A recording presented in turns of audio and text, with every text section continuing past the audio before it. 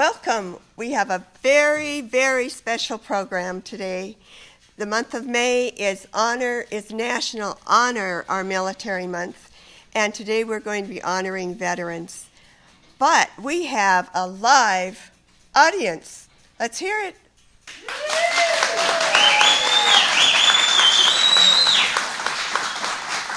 So we welcome all of you, and we're going to start. We actually have some wonderful young men who are going to be coming. So stay tuned. We have a lot of wonderful things in store for you.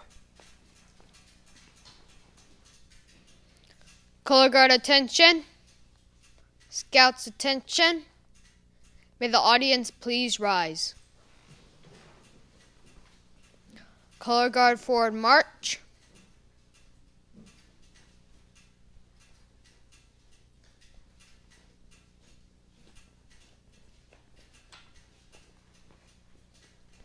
Turn about.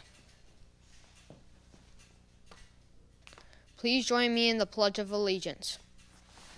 I pledge allegiance to the flag of the United States of America and to the republic for which it stands, one nation, under God, indivisible, with liberty and justice for all. 2. At ease. I'd like to invite the host of Senior Showcase, Franz, please to come and join me.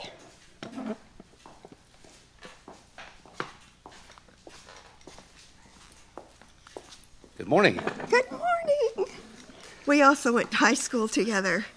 We won't tell you how long ago.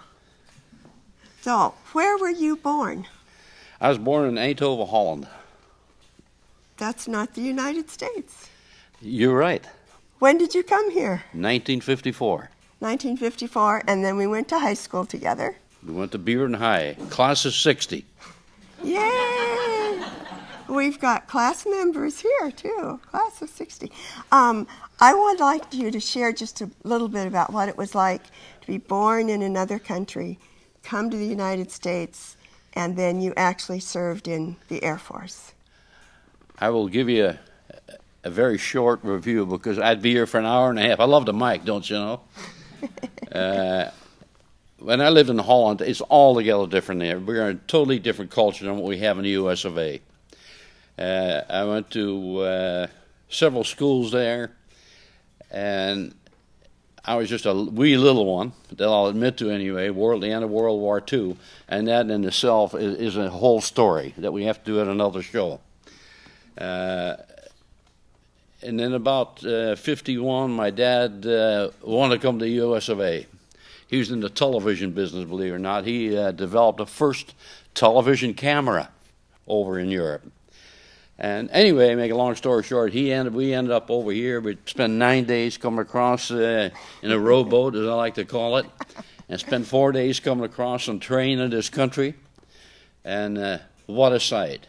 And before I go further, I think we owe these young men behind us. It makes you feel like a proud American. A hand for walking in front of the mic here.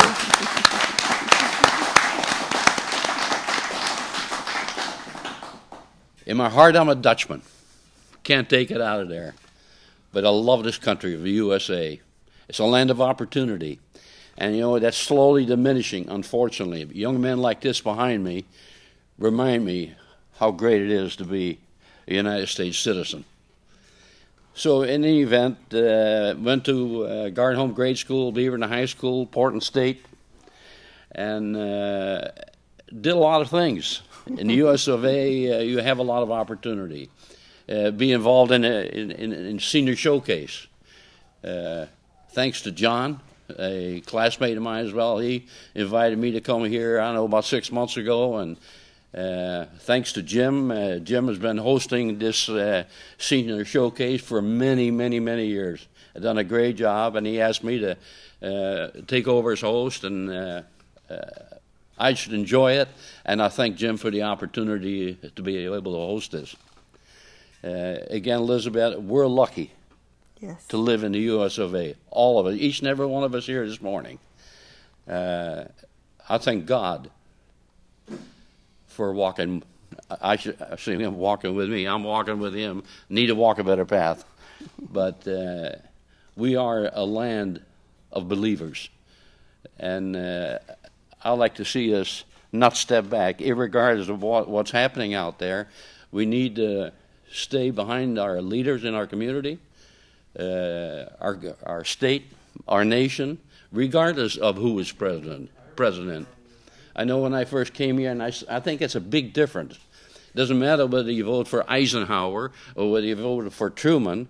That was our president, even if you not voted for him. And today I see that diminishing. We are a split nation. You know, whether it's Republicans or Democrats, we're for Obama, we're against something else. We need to unite again as a people. As a people. And that's what makes me proud. I also am a veteran, glad I retired from the U.S. Air Force, served there, and went all over the world with those folks. And again, it just makes you feel. I didn't defend. I was in no wars. I had an easy, soft job in the armed forces. Some of the senior members of the senior showcase were in wars, have fought to save this country for the betterment of you and I.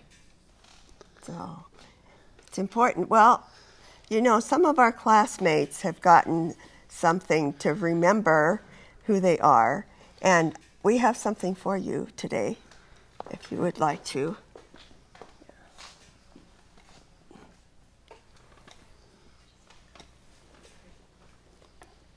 Oh my, I've seen those. There's only one person that does that. That's Elizabeth. Wow. Wow, how cool is this? Elizabeth and my classmates, I want to thank you. That is totally cool. Thanks so much. Come here. Don't you walk away like that. My pleasure, my pleasure. Thank you again. Oh. Wow. Wow. Okay. You surprised me. I'll say that, my Yeah. golly. And we will be right back. Thanks again. Yeah. I don't care if they're looking. I appreciate it. You want...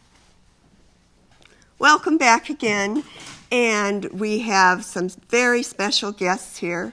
But we want to honor those who have served. And I had 7 uncles in World War II, and I also had a lot of cousins that are now honored that were on the Arizona. So we wanted to honor some people today, so we're very happy. I'm very happy to have Debbie and Linda here, and they are going to be helping us. And if you'd like to just share a little bit about Quilts of Valor. Hi, I'm Debbie Turner, and we are the regional coordinators for Southwest Washington and Northwest Oregon. And Quilts of Valor began in 2003, and it was a mom that was sending her son off to fight for our country's freedom. And that mom was a quilter. She had that fabric fetish that a lot of us have. And she wanted to send him off with a piece of home, so she put a quilt together and sent it with him.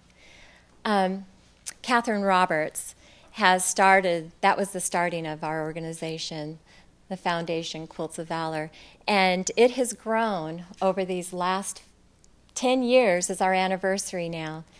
And we have now provided and wrapped loving Quilts of Valor around 83,000 of our soldiers nationwide. We are Northwest Regional Coordinators, and we have groups here in Portland, Beaverton, and Gresham, and we meet once a month, and anybody's welcome to come and sew with us, and we provide machines and sometimes fabric kits, and we just love for you to come and make quilts for the veterans whom we appreciate and honor, and we just appreciate your service so much. Thank you. We've got a large group of volunteers, and that's what we are. We're all volunteers that come together, and if you're a quilter, you can quilt that quilt top. If you're a long armor, you can finish it up. Some come and just want to do the handwork, the binding. We label them, we put them in a beautiful presentation case, and then the quilts are distributed local to our veterans serving and those that have come home from the military. And we also send them abroad. So we'll send them to the East Coast to the hospital. We'll send them to the medevac unit when they request. And we send them out to the field. Thank you. Mike London, are you here with us today?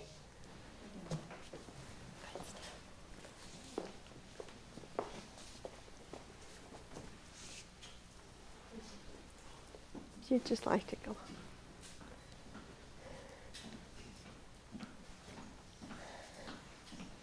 Hi, Mike. Hi.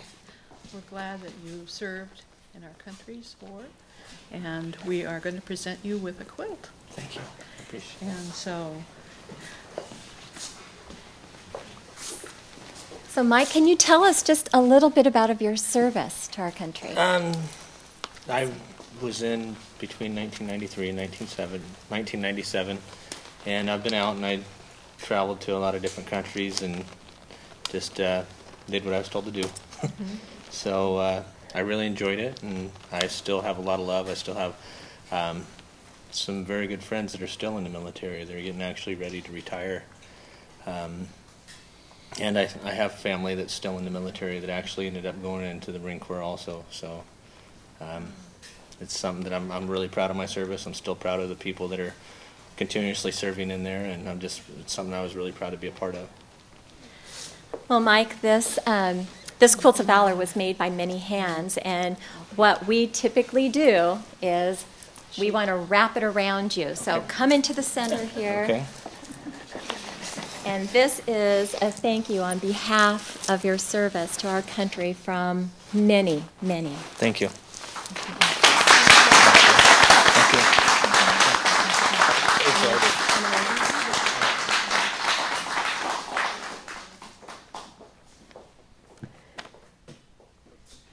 The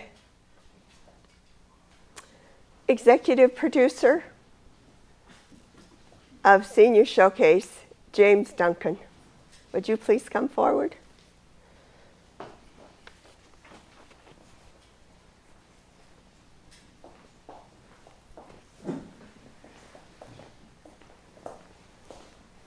Mr. Duncan, thank you so much for your service. Can you tell us a little bit about it? Yes, I'm actually a Jim, not a James. Oh, I'm actually, sorry. My birth certificate says Jimmy on it, but I go by Jim. Anyhow, I just totally amazed. I didn't expect to be honored here, but we've been doing Senior Showcase for a long time, and I'm one of the ones that started it. I've been the producer most of the years through the whole thing. And in the service, I served in the Navy. I was in before the Korean War started. I passed tests very high so I could go to electronics school. Went home on leave and the Korean War broke out, and so then I got put right into the fleet. I didn't get my training, but the executive officer saw that I had a good record in boot camp, and he said, Duncan, I'm going to put you in the radar gang. So I became a radarman, and by the August, I had passed the third class exam test, so in October I got my crow. So I was very young, only 17 years old, probably one of the youngest petty officers in the Navy at that time. That's wonderful. Thank you. Thank you. I feel very honored. Yes. Wrap you up. All right. I'll come down to your level here. Well, thank you so much. And thank you. You're doing a good job here, too. You're welcome. Thank you.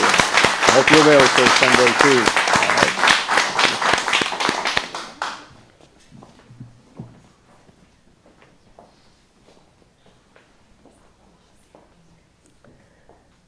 Bob Reese. Thank you so much for your service. Well, you're welcome. We really appreciate it. We have a gift for you. This is kind of a surprise. Sure. Can you tell us a little bit about your... Well, I was in the Navy during Korea. on a heavy cruiser for a couple of years. I was at a naval air station in Texas for a couple of years. It was a lifetime ago. Sure. I started in 51 and one hitch, got out in 1955, and went on to another career after that. Wow. But it was a good time, a great time. I look back with pride. Thank you. Thank you so much. I'm going to wrap you up with all of this. It's a welcome home. Thank you. And, Thank you for your service. Thank you.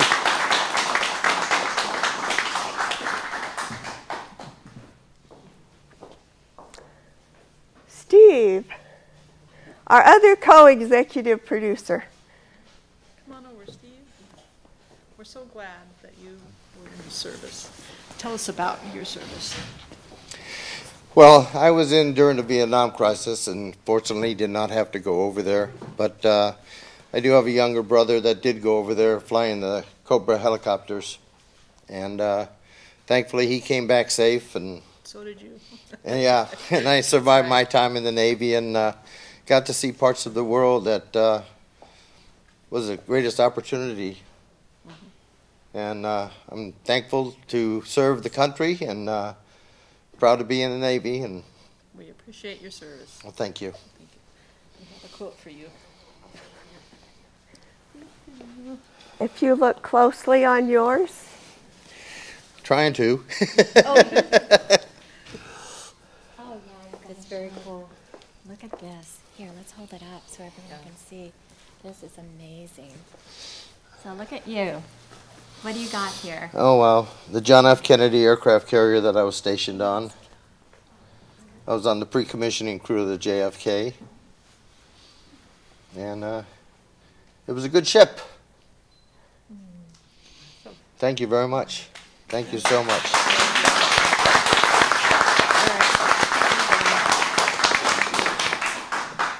Thank you, sir, for your service. Thank you.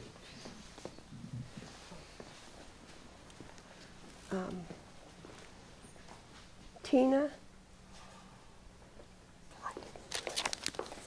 Johnny Thompson.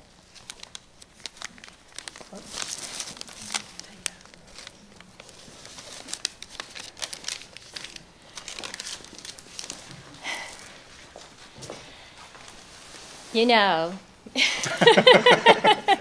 Have I been set up? he's surprised. But I just have to say that I've come to know Johnny through the filming of this series for Quilts of Valor. And what a privilege this gentleman has been in my life, and then also getting the word out. You know, John served our country. Tell us a little bit. Air Force, yeah. Air Force, and when? Oh, 63 to 66. So not only is he a fellow veteran with the experience of serving our country's shores, keeping us free, but also he is serving his fellow soldiers right now by getting the word out about Quilts of Valor Foundation and letting you know that you have the opportunity to be thanked. And those are things that all of us want to do. You know, we're putting together these quilts in a way to thank you for your service. Now, this quilt has a little bit of history. Let's show you, John. So, John started filming with this quilt being made. Each one of these blocks on this quilt is made by a different person. So lots of hands. And John had the opportunity to film a block being made. And then he had the opportunity and he went to the quilter, the long arm quilter. And so he really seen this quilt of valor being made step by step. So this is the one that was loaded, and he filmed it, and you'll see it in a segment.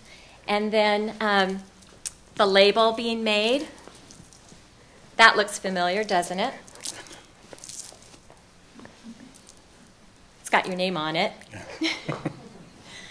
So Exciting, exciting, and again, what a privilege to thank you for serving your country and also serving your fellow soldiers by getting the word out about Quilts of Valor Foundation. Thank you.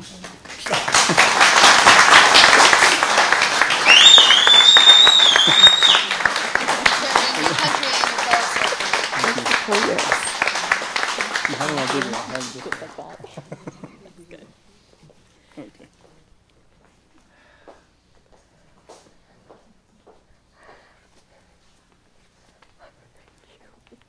Cub Scouts attention. Retire the colors.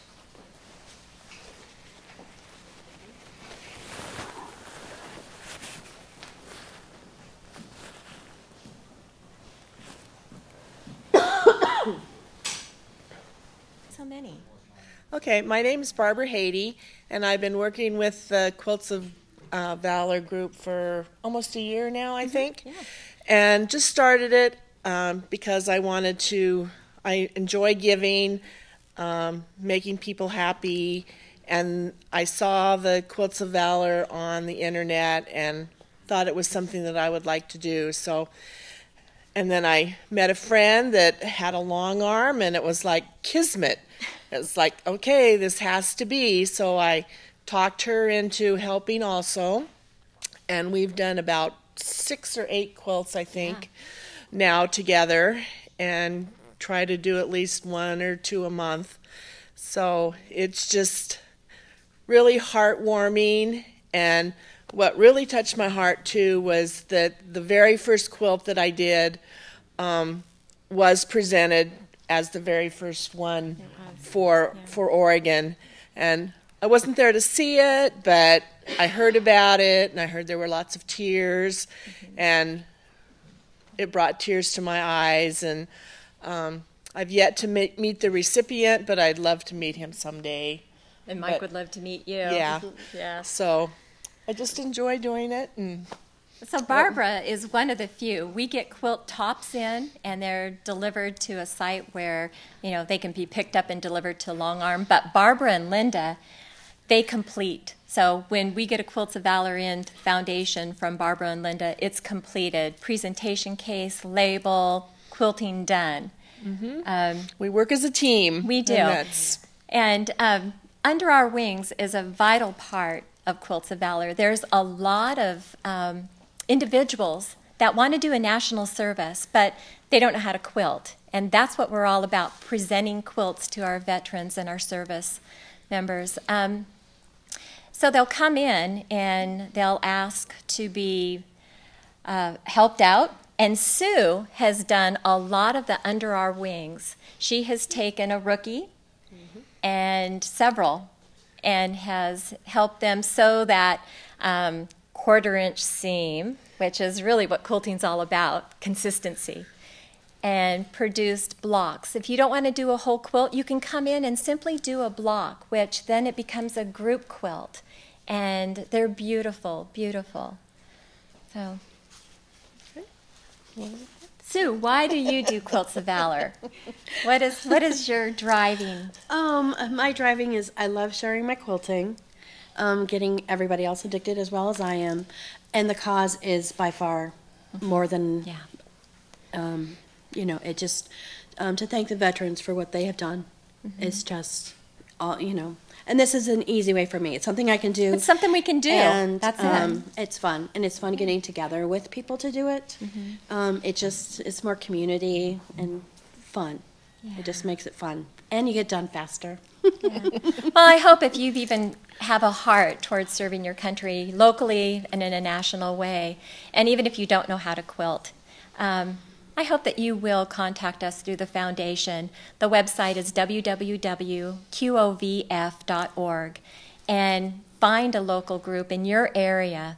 We've got lots of groups that meet here locally, and we can direct you to one that'll fit, your needs, the time, and the place. Thank you. Thanks.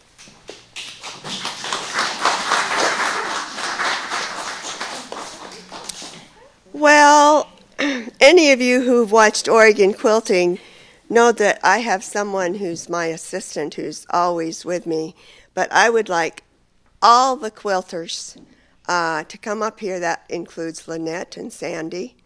And Faith. Faith is doing, can you tell about your father or not? Yeah, but I'm going to start crying. My dad was in the military. He started out in the Army during World War II. He turned to the Army Air Corps, and I believe he was there for Korea. And he was Air Force during the Vietnam conflict. He retired in 1969, passed away in 1987. He spent 31 years of his life for his country. And then he brought troops home after they were deceased. So I did not find that out until I lost him. A cousin of mine had told me that that was one of his duties in the medical corps. And it's very hard for me to stand up here. Normally, I'm the comic relief. Tragedy, hilarity. I have something for each of our quilters. So if all the quilters would please come up. And Lynette. To let the folks at home know, these are renditions of this painting behind us. That is now a quilt panel, and it was made by Jody Bergsma of Bergsma Galleries. And this is her tribute to 9/11 and to all of our service people everywhere. She also has some window stickers that I would like to present to our quilters for thanking them for doing what they do. It's a beautiful window sticker, and I enjoyed picking them up. I was so excited when I saw them that I had to buy about a dozen of them. So I hope I have enough for everybody. Don't anybody take two. Yeah. Okay. Yeah. This is beautiful. Thank you. Thank you. So to all of you out there, and Elizabeth. Oh, thank you. I did make a quilt. Mine wasn't presented today because it wasn't quite finished, because I am known as the mascot, but I do sew. So now I will take my tear-stained face and all my melted makeup, and you guys have a great day, and thank you for your service. Thank you all. Oh, thank you. But we're not going to let her leave so quick. A lot of us here were in the armed forces. And this is in behalf of your father. Thank you. Okay? Thank you.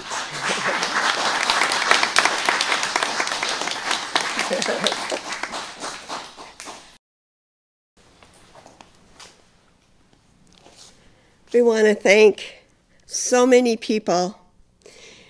And of course, we always thank our veterans for all of their service in all of the wars. And also not just the people who were out there fighting on the battlefield, but they would not have known what to do. They wouldn't have been able to do the things that they did, except for all the people who were also at home. And so from, Rosie the Riveter, way back when, and now we continue on, and there's so many wars that continue to go on. But we just thank all of you for being here today. We thank Quilts of Valor for letting us participate in this. We're so happy to be part of Senior Showcase and Oregon Quilting. And please take the time to watch all the credits, because so many people had a part of this program today, and we were so happy to bring it to you.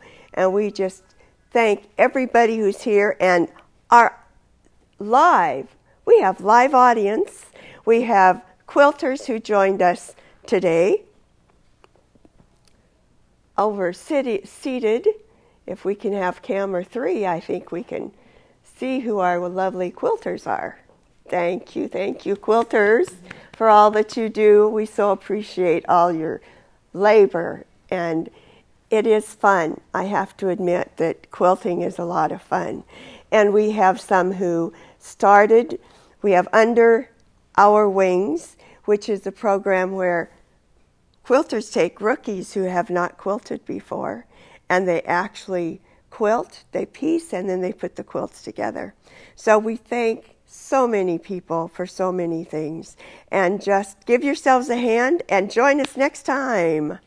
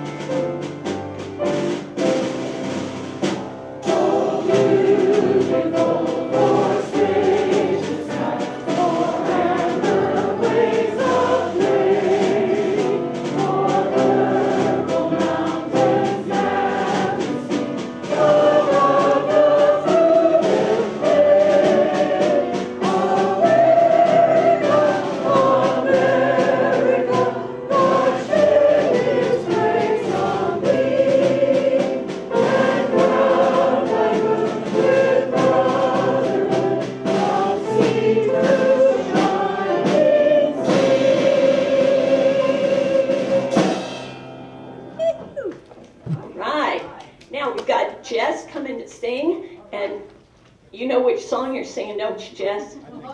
He nearly sang this one for us over the concert, and it wasn't the one he was supposed to be singing. Okay. God bless the USA.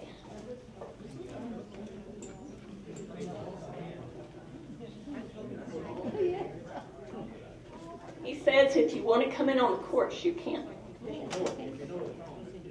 Only if you know it. Don't be messing him up. Come on, Jeff.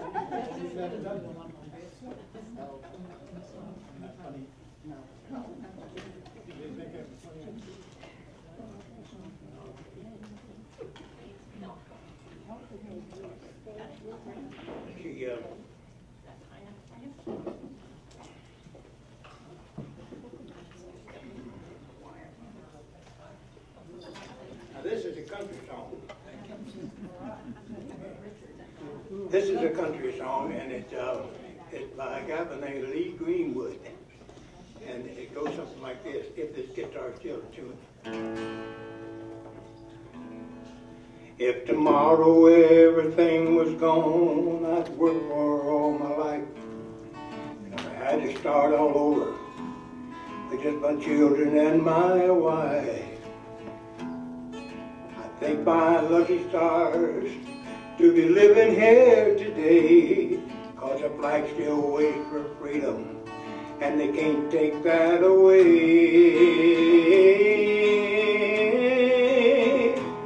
And I'm proud to be an American, where at least I know I'm free. And I won't forget the men who died, who gave that right to me. And I gladly stand up next to her and defend her till today. You know, there ain't no doubt I love this land. God bless the USA. From the lakes of Minnesota to the Tennessee hills, across the plains of Texas, sea to shining sea, Detroit down to Houston, New York to LA. You know, there's pride in this American heart, and they can't take that away. And I'm proud to be an American, where at least I know I'm free. And I won't forget the men who died, who gave that right to me. And I gladly stand up next to her and defend her till today. You know, there ain't no doubt I love this land. God bless the USA. God bless the USA.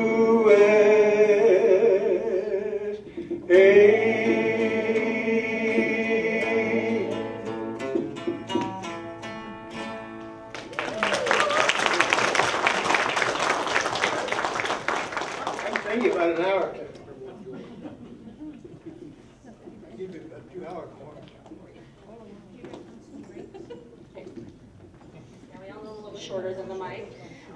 Today, the group of people that are here to present the quilts to our veterans is a group called the Quilts of Valor Foundation. And we have 4 ladies with us, Debbie and Regina, I got my list somewhere, and Sue and Linda. And they're going to help us present them all today, and our photographer is John. So I'm going to try to come and get you guys ahead of time so we're ready on you. And Marilyn's going to introduce everyone. Oh yeah, I'm going to get Leo first. So no, let Debbie introduce what Quilts of Valor is about, and Marilyn will start. And I'll get Leo. Well, I'm Debbie, and this is just a small portion of the Quilts of Valor. Quilts of Valor is nationwide, and to date, we have awarded veterans and those that are still in service 85,000 quilts in America.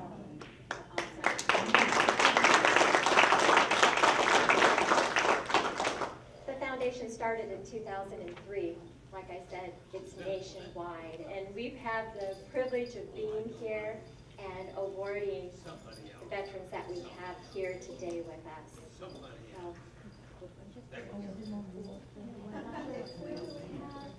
Leo won't come down. He doesn't have to. I can introduce him and I can see him up there. Okay. So as we introduce, as we call you forward, we'll have them come down to the mic area here. And maybe you want to share a little bit something about your time serving our country and keeping our shores free. It's, like I said, such a pleasure to be here and to recognize, and on behalf of the foundation and all of us in the United States of America, to say thank you for your service. Leo just got out of a leg cast, and he's not really excited about coming down the stairs, so you guys all know Leo up there. Let me tell you a little bit about his service. Leo served in the Army from the latter part of 1940 to 1945. This was during World War II. He served in the States and in Bermuda. He played in 3 different service bands. Once when his boat was sailing to Bermuda, the ship right in front of them got struck by a torpedo from a German U-boat, and there were no survivors. He ended the war, assigned to the duty of taking all the blind soldiers that came back from the war on the railroad back to their homes and their families. And thank you for your service.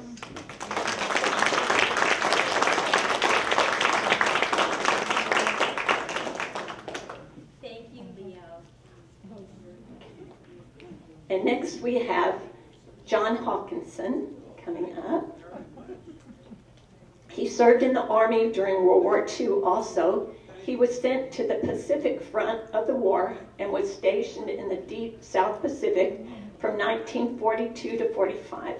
He was second in command of an infantry unit. Would you like to say anything, John?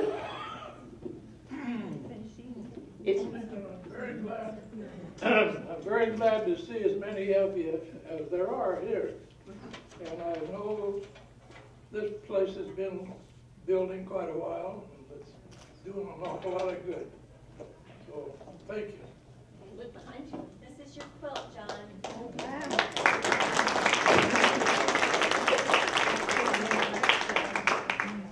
On the back, they have this wonderful inset that says Quilts of Valor and where they served and all that.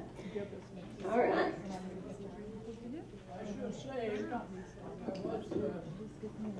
let's see. Well, what was I going to talk about?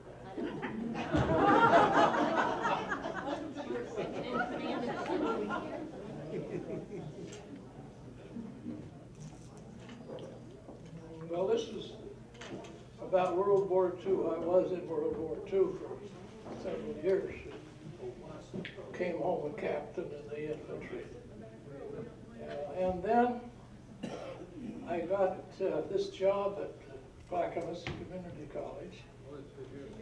And the committee was formed to build senior centers, whatever that was. And they made me chairman of the committee. And one of the first things we did was was passed a resolution that there should be a senior center in every town in the county. It took about 6 or 7 or 8 years to do that, but that's what happened. That's why there's one here. Let's give him a hand. He was the one that chaired that committee. All right, now for our shyest choir member. Is Dawn the next? Okay. Dawn Haas, would you come up here? I know you're shy. You're so shy. See, blushing already. Don was also in the Army during World War II. He served from 1943 to 1945 in France, Belgium, and Germany, right? His assignment was to direct the artillery fire, so he must have done a good job of that. I'm trying to think of something that, I'm so serious all the time. I'm trying to think of something that's lighter, you know. No, this is comedy. Okay. We sing a song here that really brings memories to me. The one that was in World War I. Are you always? May you always. Okay. Beautiful song. It was very popular. When I went into the service, I was trained with the same methods. I was an artillery observer. The same methods that they used in World War I. And I thought, okay, this is the way they fight the war. So after D-Day, they shipped us off and we went off to war. And when I came up the front lines the first time, there were shells bursting all over the air, and I didn't know what they were. We didn't have those in training. And I asked the driver of the truck, the ammunition truck that was taking me up there, I said, what's going on? That's the shells we use nowadays. And nowadays they use a little airplane that flies around on top. And before they used to use church steeples and things like that, and you look for somebody to shoot at. That's all I knew. So I got down on the command post the first night, and fire order came in, and I didn't know what they were talking. I trained in a 4-inch howitzer. This was an 8-inch howitzer. My shells weighed about 25 pounds. These weighed 300 pounds. Oh. Packs of powder go in them. I was a little nervous. And the fellow up front said, calm down, this is just harassing fire. So that's how I went to war. I finally got the hang of it. Sounds like my daddy the first time he did tonsils. They said, you're up to do tonsils today. And he said, I've never taken out tonsils. And the guy said, let me show you one, and you can do the rest of them. And he had to do 27 that day. So, yank them out. Does that make you feel good if you need your tonsils out? All right, Richard Hutchins is the only one that's not here today. He sang at our concert, but he had canceled a couple of dental appointments, and they were angry at him for keeping on canceling, so he can't be here. We'll get that to him later. I've got Judy McGill next. Okay, Judy McGill, could you come up? Come on. Judy's our only woman to be honored here today. She served with the Women's Army Corps from 1961 to 1965, which was during the Vietnam War. During 2 of those years, she was stationed in France, and her assignment was in the area of data processing. Is there anything you'd like to say? It was a great experience. I had 3 brothers before me and a sister, and I have a twin. And my brothers all were in the military, Navy, Air Force, Army, and they went to Mom and said, don't let them go. And I was determined. And my twin decided to go with me, and we both took off in '61, 2 weeks out of high school.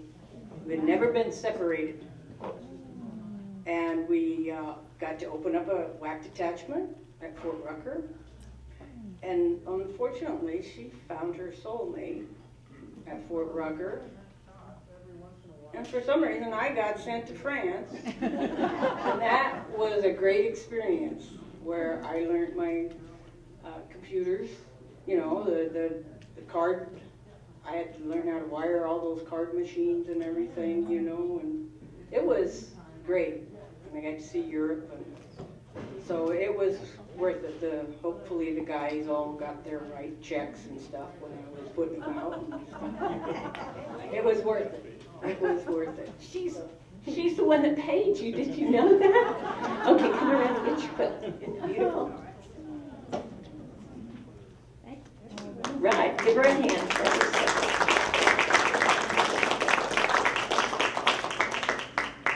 Now, who would have thought that our resident comedian served in World War II? Okay, but this is, no, it's not World War I. He served in World War II. Gordon, quit being mean. Okay, he served in the Aviation Division of the Navy during World War II from 1942 to 46, and if I read his handwriting correctly, he was assigned to the USS Atlantic? Yes. Okay, as an aerial gunner. But most of the time, the Navy kept me in the U.S.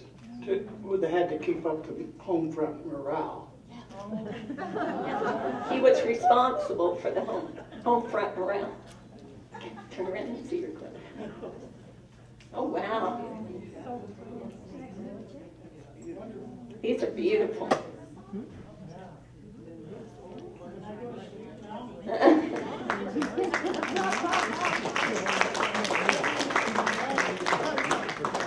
I'm in my second childhood with a banky. Okay, Frank, pop right up here. Now we have Frank Reisner. He served in the Army Signal Corps from 1956 to 57. This was toward the end of the Korean conflict and at the beginning of the crisis in Cuba.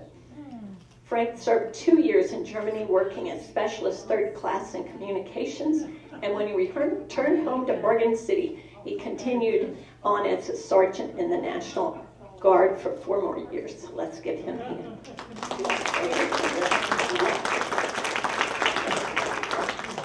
As one of the last draftees from Oregon to go in the Korea conflict, and I was in there with Elvis. And he it makes you want to sing "Love Me Tender," because he was a real good driver. He drove all of the top brass around, and he did a lot of singing in the special singing unit that he was in.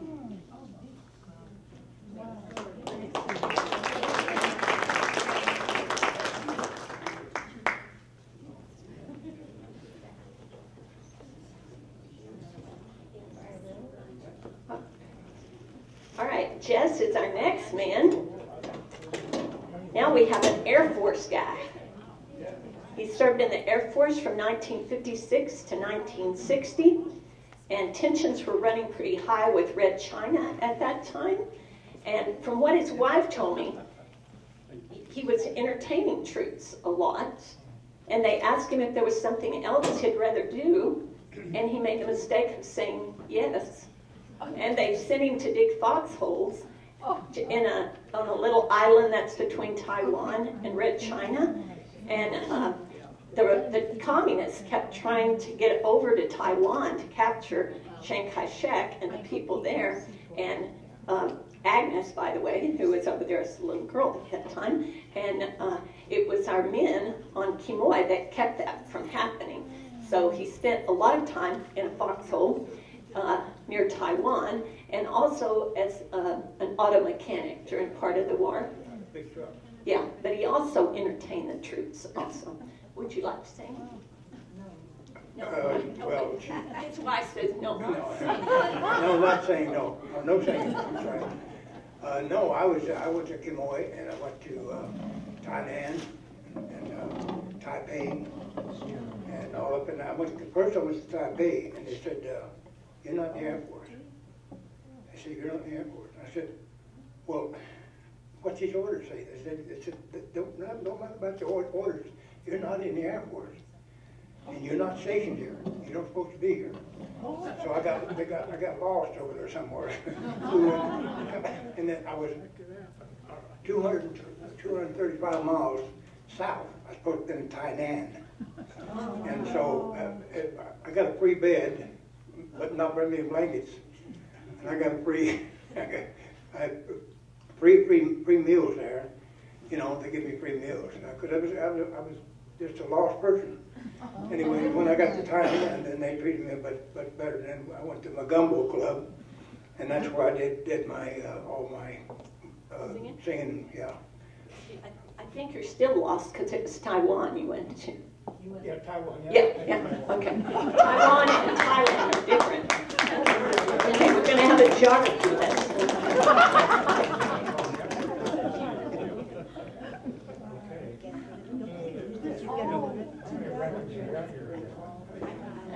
Wrap him up and guide him back to his chair.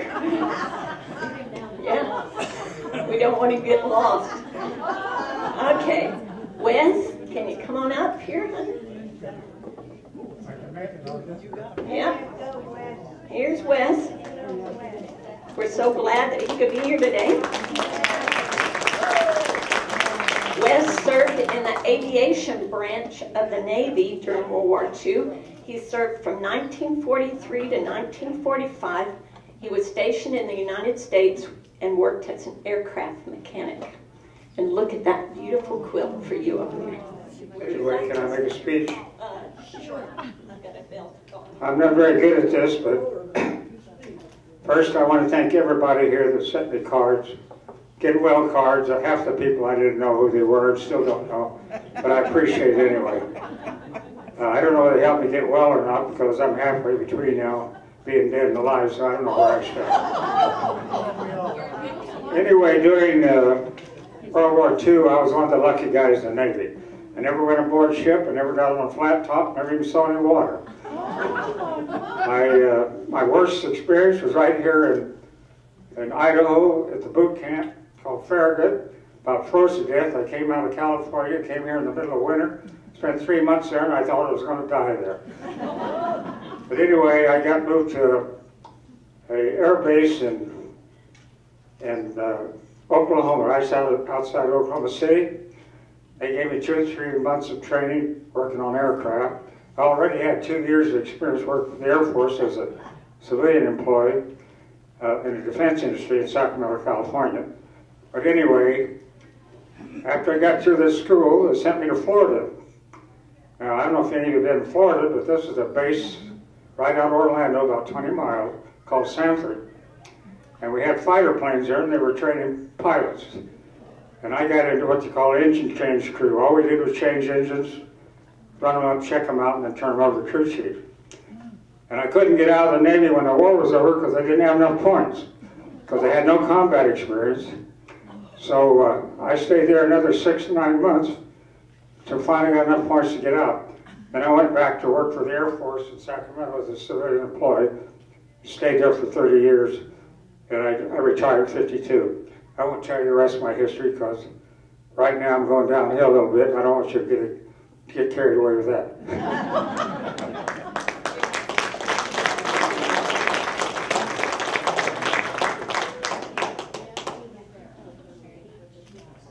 Put that on?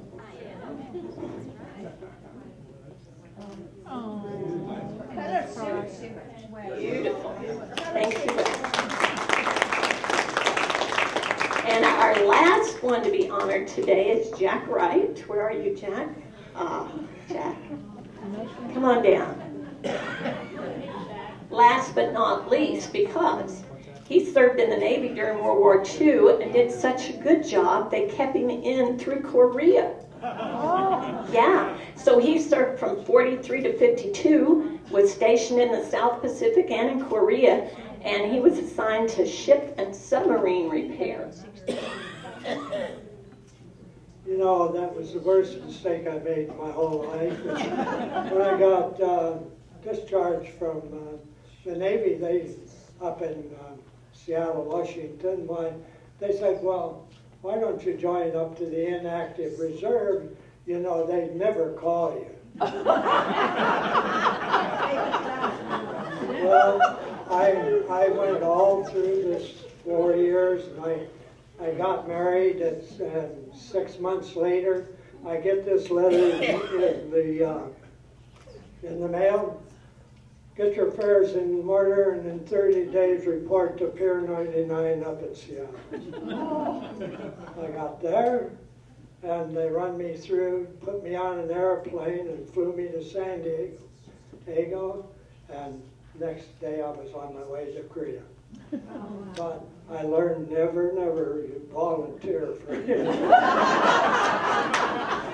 So now you're a volunteer at Milwaukie?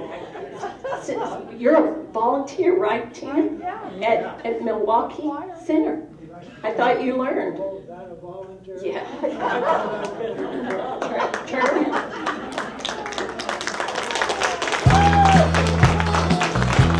All right, let's give them all a hand for their